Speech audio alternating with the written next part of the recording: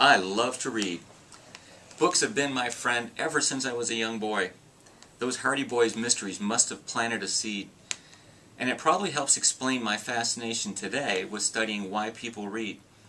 Books are one of the best sources of metaphors because so many of the associated actions we do with them are word pictures of other things.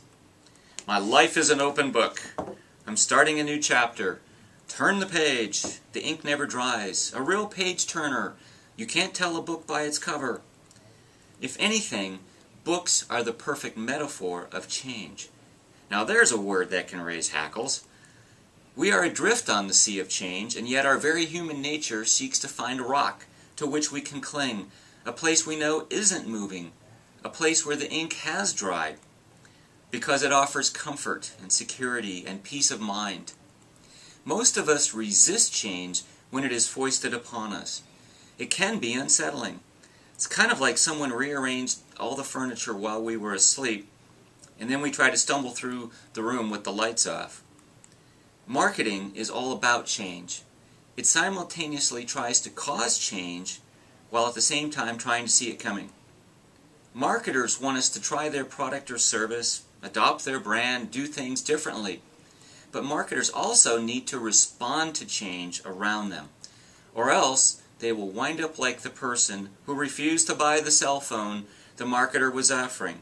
You know, a dinosaur, sliding into the tar pit of obsolescence. That's why I always start off my seminar and marketing course with a series of essays on change. It helps set the stage for all of the topics that we will explore during this term. It's the ecosystem in which we live. The air in our terrarium is change. Breathe deep. Can you feel it? It is when we refuse to breathe the air of change that we stagnate and begin to die. And it behooves all of us, consumers and marketers alike, to embrace it rather than resist it. Think about the changes that have occurred in your life. The freshman class this year is comprised of digital natives, people for whom shopping online is as common as running to the mall. Downloading music is the norm. Taking online classes is not a novelty. Texting is the preferred method of communication.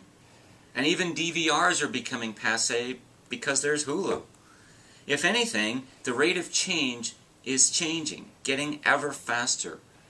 We not only have change in the air, but that air is blowing like a West Texas breeze. This newspaper, to be honest, we don't need it.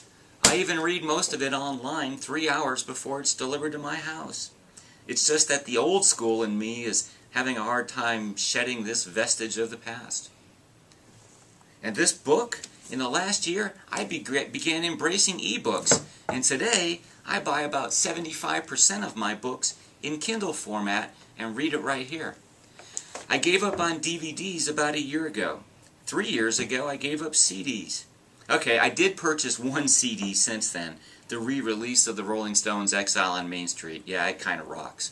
But most recently, I even quit downloading music and instead have subscribed to Rhapsody, where I can listen to music for $10 a month. It's kind of like renting. Who needs to own digital content these days anyway?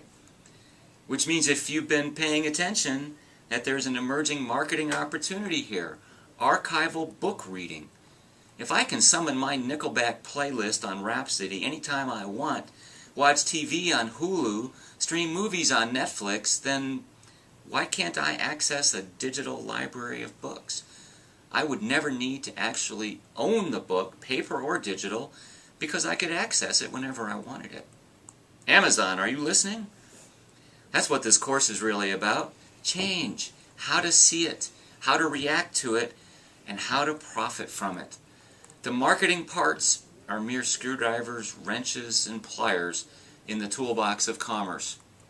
It's a story that never ends, a book that never closes, ink that never dries, a chapter waiting to be written. Embrace the change around us, and help me turn a few pages here.